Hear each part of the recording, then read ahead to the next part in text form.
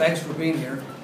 A little quick right after the match to really understand everything that transpired. We really want to get moving here and get ready to play the match tomorrow. I thought the key tonight was a college volleyball team taking the things that they had worked on all week long, the adjustments that we needed to make, and some of the things that we had to do to defend and score, and then execute it in a near flawless manner. It was a great performance by our volleyball team. Illinois is a great team, super well coached. I don't know if there's a better coach in the country than Kevin Hamley, and not to mention first-class guy. And they're big and physical, and we felt like there were some things we had to do.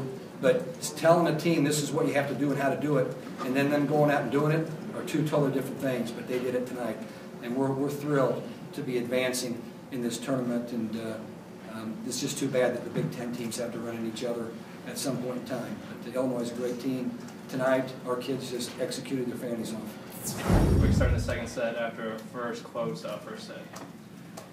I thought it was really important, really in both the second and the third game. I think that we kind of came back out of nowhere, even though I thought we kind of controlled some of the first game and then lost the lead, came back out of nowhere and won. And then if you can jump on a team, and Illinois is still a pretty young team. They got a lot of players who have been playing for a while, but they're still relatively young compared to our team. And so I felt like if we can get on, jump on them and keep playing great defense and get some time in the hitting, it would be really important to stay on top of them, for sure. Dave, Carly kind of had a weird night for Carly. She had 5 receive errors in that first set. I thought at one point she was going to get double-digit assists. I mean, one thing, she did a great job of setting the second ball. She really did a terrific job of stepping in with great confidence and giving our right side players a terrific ball to hit. And it was very uncharacteristic for her to have that many reception errors. And you know Carly well enough that sometimes she gets a little too jacked up. And she might have been a little bit that way in game one, but she did a real nice job recovering and getting into her playing zone.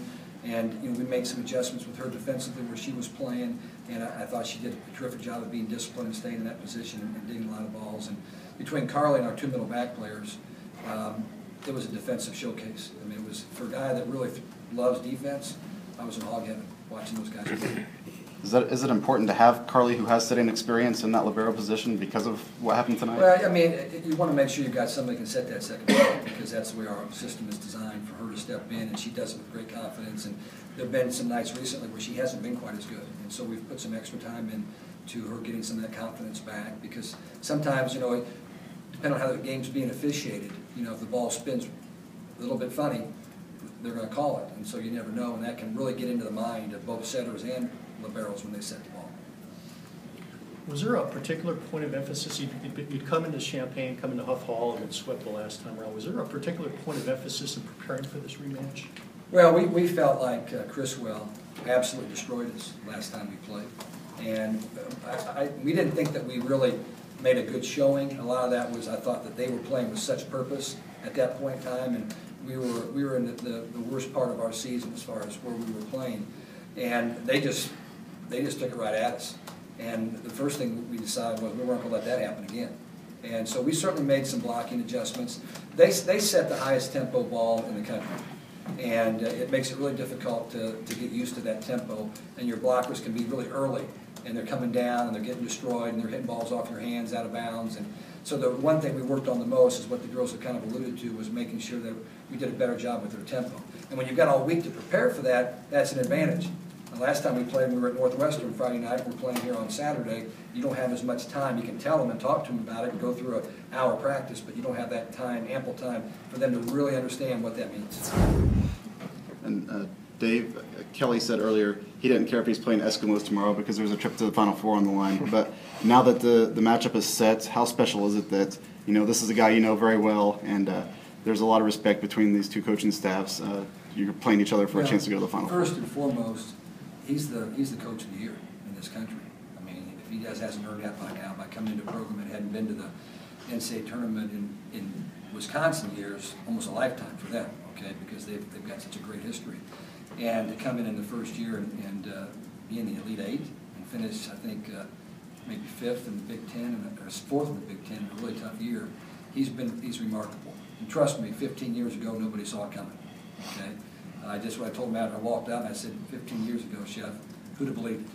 That we'd been playing this match. I was coaching a high school team, and I don't know where Chef was, but neither one of us were pointed in this direction. So he's done a great job. But that part of it's over, okay? I mean, you know, we like each other.